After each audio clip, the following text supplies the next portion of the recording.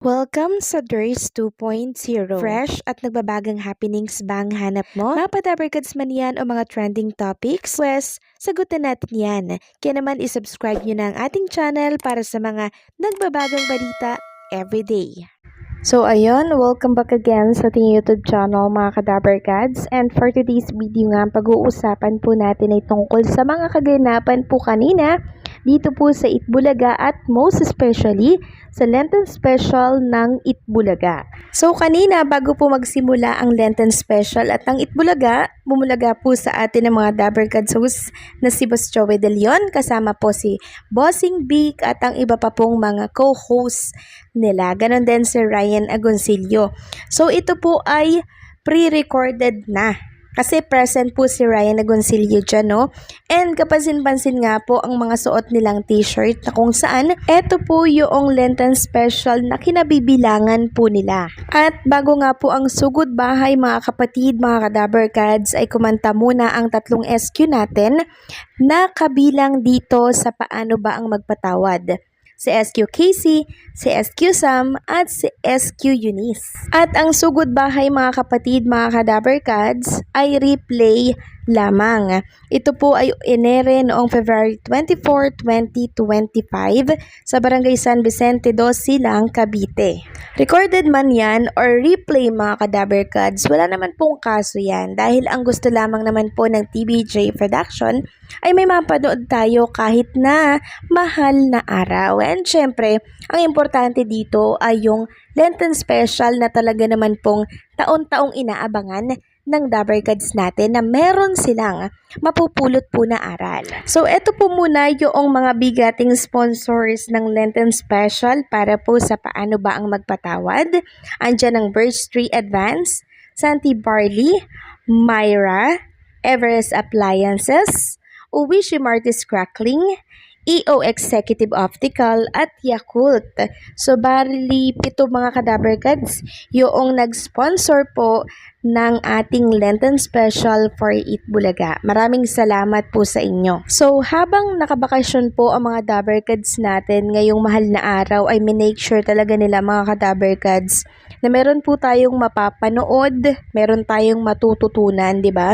Katulad na lamang po ni Bossing Big Soto na tila baga ay palabas po ng bansa dahil po yan sa Instagram story ni Ma'am Pauline Luna Soto. Nag-share po siya ng video ni Baby Mochi and nakita ko nga po sa kapaligiran ni Baby Mochi. Nakita ko sa kapaligiran ni Baby Mochi na merong mga luggage, no? So parang nasa airport sila mga kadabarkads. Saan kaya ang punta nila Bossing Big and nitong family po ni Ma'am Pauline Luna Soto? Sa Japan din kaya? Naku, abangan natin yan.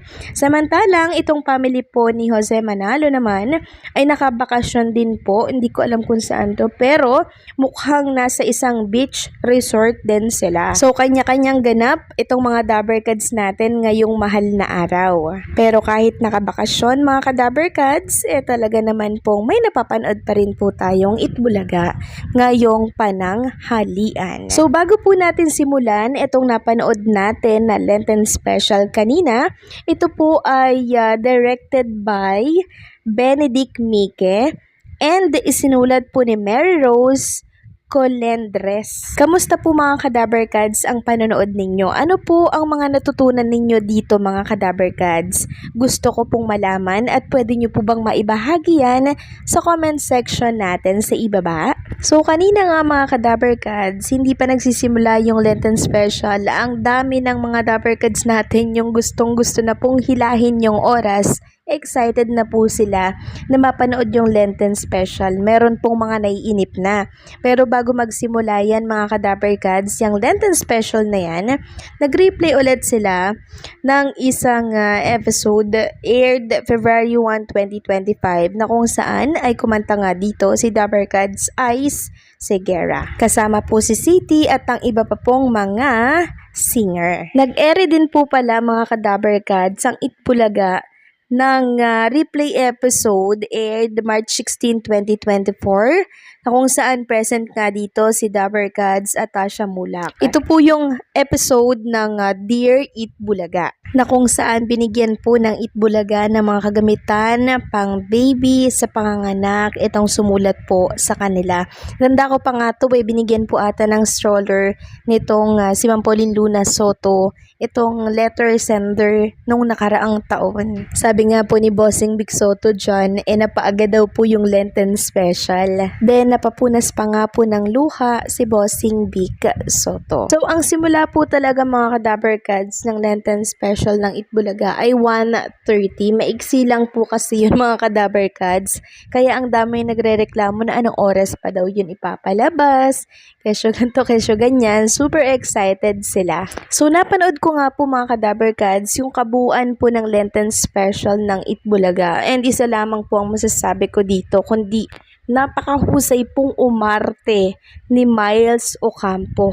Talagang best actress po siya. Ganon din po si Tabercads Jose Manalo. And pinupuri ko din ito mga tatlong SQ natin mga Kadabercads ha. Talagang bigoy todo dito si SQ Eunice. Ganon din po si SQ Sam at Casey. Congratulations na agad-agad sa ating mga SQ. Talagang ginawa po nila yung best nila dito. So talagang napaiyak po at nadala ako dito sa actingan nitong si Miles Ocampo. Grabe, matutulala ka talaga mga Kadaber Cards. And syempre maganda rin po yung kwento ng paano ba ang magpatawad. Ang dami ko pong natutunan dito mga Kadaber Cards. And I'm sure kayo din po mga Kadaber Cards, sobrang dami nyo din pong natutunan dito. Matututo kayong magpatawad. Pero syempre depende po yan sa kasalanan na nagawa po sa atin. Pero mas maganda po siguro yung magpatawad tayo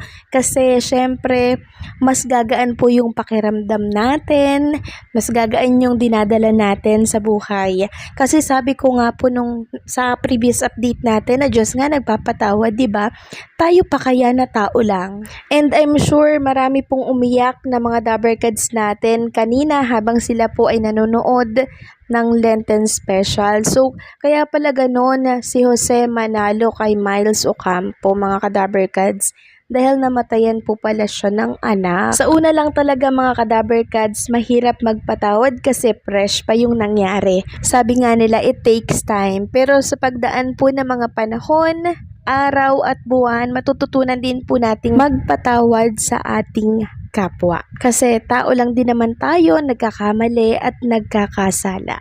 Try nyo po mga Kadabercads magpatawad. Siguradong mas giginhawa po ang inyong pakiramdam, mas giginhawa ang inyong buhay.